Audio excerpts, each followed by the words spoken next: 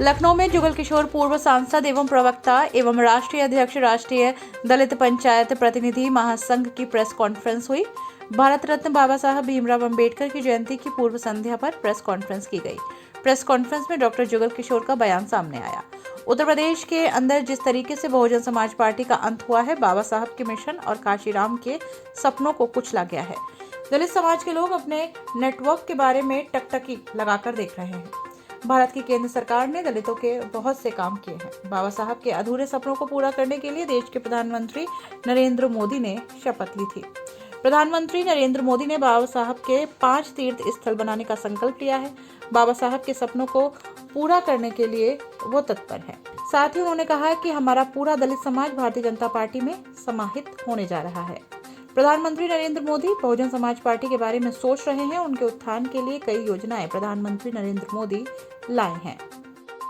वो भारतीय जनता पार्टी उसे लेने के लिए पूरा प्रयास करेगी और हम उसका एक कड़ी भी रहेंगे और उसको जोड़ने का पूरा काम करेंगे। मान्यवर काशीराम साहब ने कहा था कि जो बहुजन की बात करेगा वो दिल्ली पे राज करेगा। आज प्रधानमंत्री जी नरेंद्र मोदी जी एक तो बहुजन समाज के व्यक्ति भी हैं, दूसरे बहुजन की बात करते हैं। गरीबों के कल्याणकारी इतनी योजनाएं उन्होंने बनाई हैं। अगर ये अधिकारी, ये कर्मचारी अगर ईमानदारी से उन तक पहुंचा दें तो आज समता समानता की कोई कमी नहीं रहेगी।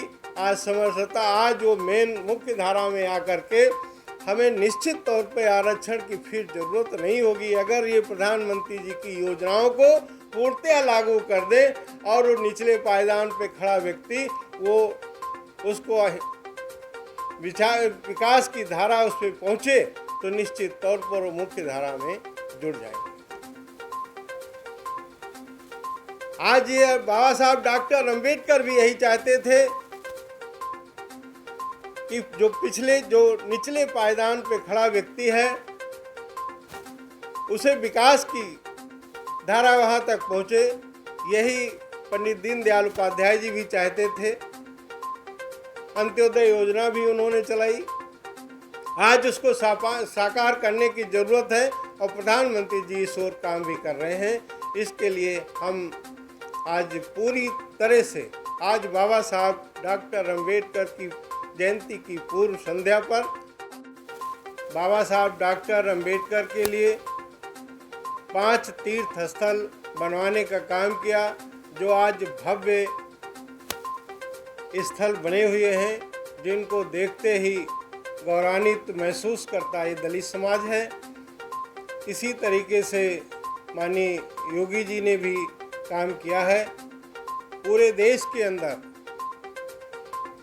आज ये दलित समाज जो अनेकों नेक काम किए गए हैं, आज जो नेकों नेक काम किए गए हैं, अच्छे काम किए गए हैं।